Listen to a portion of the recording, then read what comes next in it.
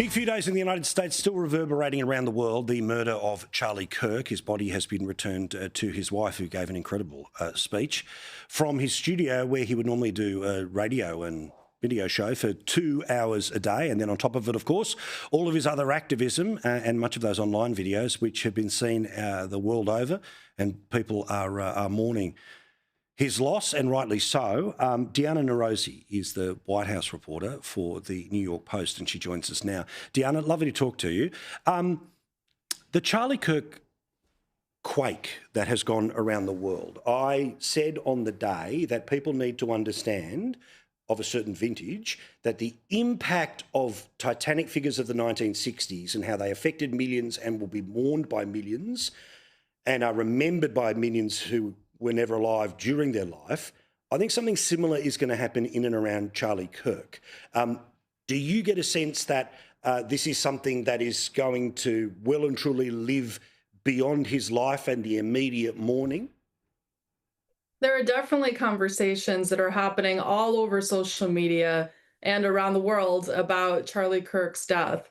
And young Republicans in the United States are saying that despite his death, his movement is only the beginning, and the ideas that he carried forward will be carried forward by them. So I think there is a chance that his death will be impactful for decades to come. I mean, people have been feeling this very deeply. He was such a key political figure here who rallied thousands of young Republicans and was so close to the Trump administration. I mean, it's just been horrific. Now, we've spent obviously many days on this channel and this program specifically talking about the effect of Charlie Kirk, the person, the speeches, the videos. But I've also spent some time, and I wanted to spend a second with you, trying to explain to people why the machine that he had built, called Turning Point USA, this is the game changer. These were, and this organisation was important in getting out the vote in many swing states. Everyone from the President, Steve Bannon, and many others at the absolute tippy top of MAGA say states like Arizona only went Trump because of the work that organisation had done. People need to understand that even if maybe they are not as engaged on the personality, that the machine that he has built is going to be a game changer for a couple of elections to come, isn't it? Oh, yeah, definitely. I mean, in the United States, of course, there are states that are very close called swing states.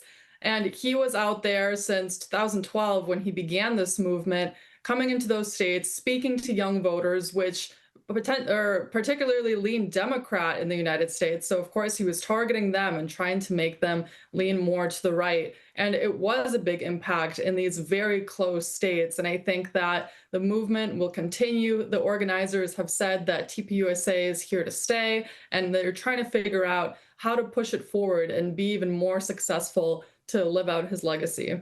Now, this is a multi-million-dollar question that if you get right, instant promotion and you'll have a TV show on every network around the world, okay? Which means it's a tough one.